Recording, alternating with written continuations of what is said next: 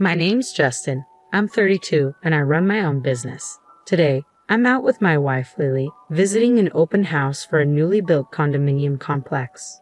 Wow, a brand new condo complex. I heard there are 3 different model units, each with a unique concept, Lily said excitedly. I wonder what the concepts are. It's exciting, isn't it? Definitely, I replied. The person I spoke with when we booked our visit was so pleasant, it made me look forward to it even more. We were buzzing with anticipation as we headed to the property. The area, recently revitalized, was becoming increasingly popular and quite a crowd had gathered for the open house. Excuse me, we had an appointment for the open house, I said as we approached a sales representative standing by the condo. He turned around with a pleased look on his face. Ah, you two are here for the tour. But then his expression changed. The salesman frowned and stared at us rudely, even though we weren't dressed inappropriately or anything. He sighed heavily and jerked his head toward the entrance. Please, go this way. Thank you, we said, a bit taken aback by his strange behavior.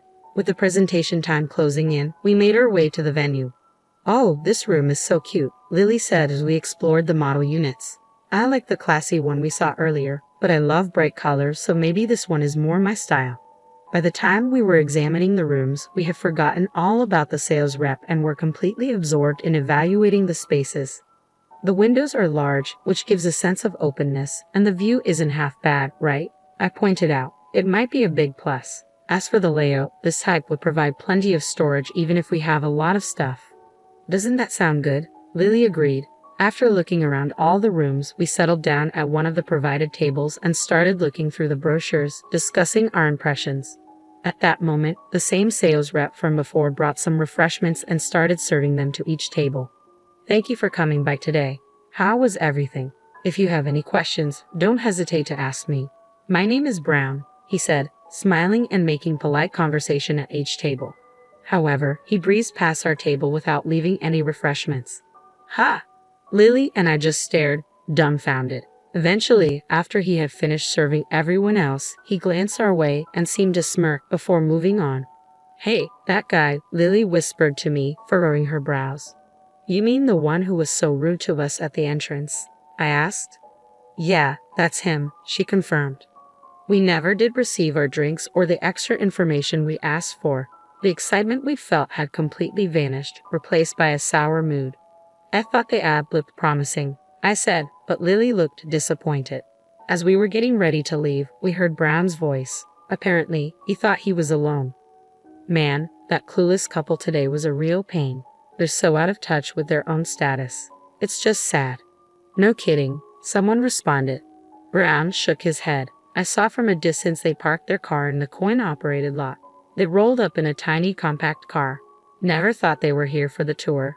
They looked so plain and broke. They should know their place. Lily and I exchanged glances. It seemed like Brown was talking about us. Indeed, we had arrived at the venue in our compact car. Compared to those decked out in designer wear that we spotted at the viewing, our attire may have seemed modest. Why should I waste my valuable time on folks like that? I ignored them. They were dumbfounded. Haha. Ah, Mr. Brown, isn't that not quite right? From now on, let me handle the refreshments and materials, said another voice. The one to argue with the abrasively laughing Mr. Brown was apparently his junior colleague. Shut up, Johnson. Don't be presumptuous as a newbie. I am the one who will be managing the contracts. You wouldn't dare undermine me for the incentive, would you? No, I didn't mean to, Johnson replied, looking distressed. From the following exchanges, it became apparent that Johnson was the one taking care of all the preparations while Mr. Brown was cherry-picking the good parts of customer service. It kind of ruined my mood. On the way home, Lily let out a sigh.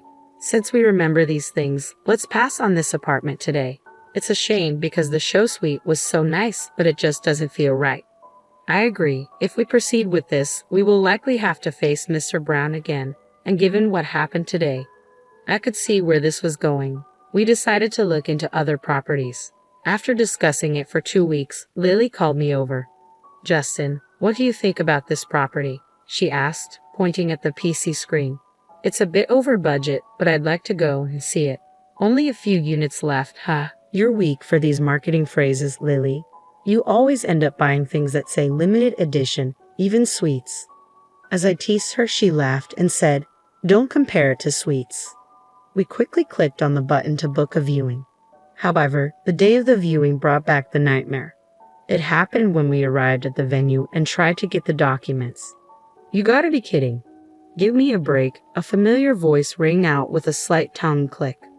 When we turned towards the sound, there was Mr. Brown, who had bad-mouthed us at the previous open house. We didn't expect to see him again so soon. Upon closer inspection, the person we had asked for the documents was none other than Johnson, his junior colleague. I involuntarily pulled my hand back from taking the documents. Johnson, who seemed not to remember us, looked puzzled. Then Mr. Brown interjected. "Excuse me, what is your profession?"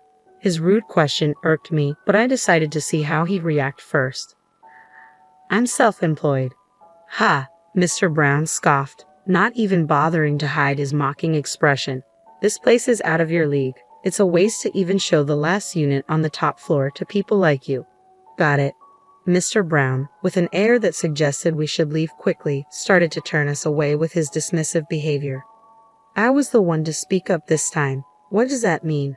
Mr. Brown smirked. "Don't get it. It means no poor folks. Understand?" "Sir, please stop it." I'm very sorry. Here are the documents," Johnson said, trying to intervene. "Johnson, stop messing around and don't increase our workload," Mr. Brown snapped, taking the documents from him. "Are you saying we should choose our customers?" "I'm not convinced," Lily confronted Mr. Brown, but he didn't seem to care. Yep. This is a luxury apartment building where high society resides. We decline entrance to the poor," he said, clearly implying we should leave. I couldn't keep quiet any longer. "I highly doubt you have the responsibility to screen potential buyers. Could you please call your superior?" I demanded. Mr. Brown just shrugged. "I can't do anything about what you're saying. Like I told you, this property is designed for the affluent upper class. It's not something people like you can afford." His statement was shocking. "Mr. Brown, that's rude to the customers. Please stop." I'm very sorry." Johnson tried to mediate, but I cut him off. "So we, as a couple, are denied the viewing, right?" Mr. Brown smiled triumphantly. "Exactly," he said in an arrogant tone, gesturing us toward the exit. "I wouldn't even do it as a favor." Lily, who had been silent next to me, finally lost her temper. We left the venue indignantly. "Wait, please," Johnson called after us, running to catch up. "I'm truly sorry. Even though my apologies might not fix anything, I'm really sorry for the terrible rudeness.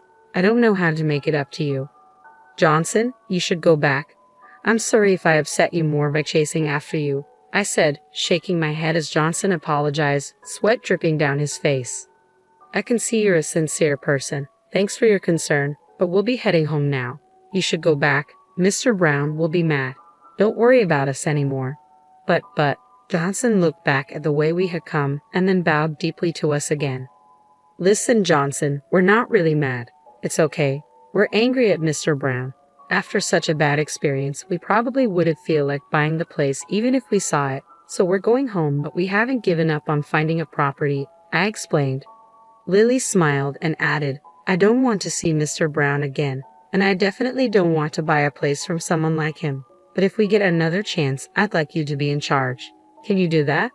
"Yes, of course. I'll make sure to show you our best property," Johnson said, bowing politely again.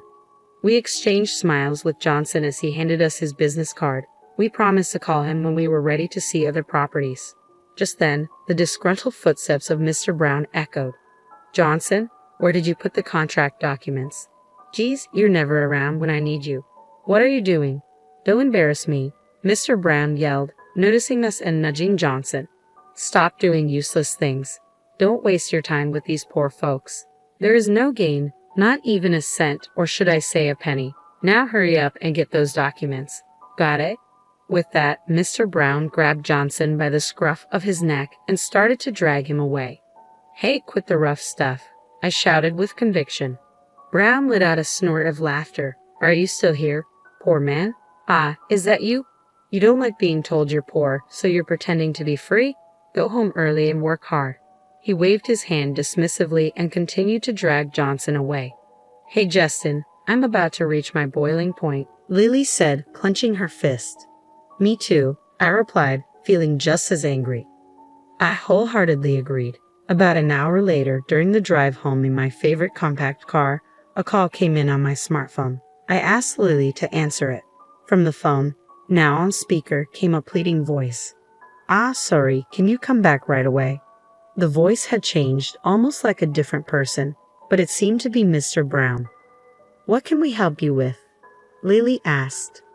A hurried reply followed. There's something I want to tell you. We don't want to go back to you. What do you want to say? You can tell us over the phone. You sound so haughty. No, nothing. Can you please calm down? Lily coldly brushed him off. There was a hint of anger in Brown's voice again, but for some reason, it quickly returned to a flattering tone. However, Lily showed no mercy. Well, remember how you said we wouldn't gain even a penny by dealing with you? This call is a waste, so goodbye. But wait. Ignoring Brown's attempt to stop her, Lily hung up the call. When the phone rang again, she turned it off, deciding it was too much of a hassle. By the way, how much is a penny worth right now? Lily asked seriously. I couldn't help but laugh. I think it's about 0.3 cents in Colombian pesos. 0.3 cents, huh? You know a place with a lower rate? If it's Indonesian rupiah, I think it's about 0.09 cents. Then Lily started imitating Brown. Not even a penny to gain by dealing with the likes of us. Or rather, not even a rupiah. Hey, do I sound like him? Who's smarter? Both are kind of so-so, Justin, I replied, laughing. And so we chatted away, enjoying a quick lunch before returning home. Then we spotted a figure in front of a certain garage. Hey, Justin, sorry for the trouble of coming back with your car, Robert called out. That's fine, but you brought them both here. We had no idea this was going to happen, and we're having a meal. Sorry, did we keep you waiting too long? No, not at all. I'm the one who should be apologizing here. Hey, don't just stand there like a lump. What? The one being threatened and shaking with fear was Brown, who had called us poor. Next to him, Johnson looked bewildered, feeling sorry for him. I decided to reassure Johnson by revealing the truth. Johnson, relax. It's okay. Robert, the vice president of this company, and I are college buddies. Both Johnson and Brown's eyes widened in surprise. Actually, Justin and I were attending the open house at Robert's request. But we really were looking for a property, Lily confessed. Who could have thought things would turn out like this? Johnson looked flustered, while Brown stared at us in disbelief, as if to ask what we meant. We asked Justin to dress casually for the viewing, and we arranged for him to use a small car we prepared. Otherwise, well, look over there, Lily pointed. The car in front of our garage was Justin's real vehicle, a luxurious one. He's a well-known young investor around town, Brown. Just by looking at that car, you should know you couldn't afford it even if you stood on your head. Brown appeared to be trembling, likely anticipating severe chastisement. A few months ago, we started receiving complaints at the corporate office. People said they felt looked down upon by salespeople when they went for casual viewings. Everyone was saying the same thing, so I visited the site many times, but you acted polite in front of me, Brown. However, the features match you no matter how I think about it. I asked Justin to confirm once I left the site, and the result is this situation. Mr. Vice President, could there be some kind of mistake? Brown stammered. Don't screw around. We have the recorded conversation. Do you want to deny it until I play it back? Robert's scathing words left no room for excuses. Brown tried to make excuses, but quickly wilted. I apologize, he muttered. You're apologizing to the wrong person, Robert snapped. I am really sorry, Brown stammered, lowering his head as if trying to bury it in the ground. But if saying sorry were enough, there would be no need for the police, Robert replied coldly. Don't think this ends here. You'll take full responsibility. Brown shrank back even more, looking as if he were about to cry upon hearing Robert's threat of damages. It was all my fault, but the compensation. Brown approached Lily and me, practically begging for shelter. Robert grabbed him by the scruff of his neck. Don't joke around. You judge based on appearances and labeled them as poor. It's a big mistake to think rich people flaunt their wealth. Do you know how many cancellations we've received from high-profile clients because of your reckless behavior? As Robert lectured him in a low voice, Brown seemed to shrink smaller and smaller. You ruined our company's reputation with your sales tactics. You understand my anger, right? Please forgive me, Brown pleaded. No chance. Brown's eyes rolled back as he collapsed to the ground. It had been a while since I saw Robert lose his cool like this. It reminded me of our college days when Robert stood up for me against bullies, even fighting upperclassmen to protect me and getting beaten up in the process. Once again, Robert had defended me, this time alongside my wife Lily. I owed him big time. I'd treat him to his favorite steak next time. A few days later, Robert invited us for another property viewing with Johnson in charge. Until a formal decision was made, Brown had received a pay cut and demotion, now working as an office grunt. It seemed only natural that he was getting a tough time from everyone, considering how he had treated them before. Yeah, I'll clean the table right away. I'll get the documents. I'm sorry, I'll get them. We could faintly hear Brown's distinctly different voice from before. Later, Brown was sentenced to pay damages and struggled to make repayments without his title or duties. Meanwhile, thanks to Johnson, we managed to acquire our ideal home. Moreover, due to Robert's consideration, we got it at a slightly discounted price. Johnson also seemed to be making great strides in his performance and was enjoying better treatment. Honesty is such an important thing in life, I thought to myself.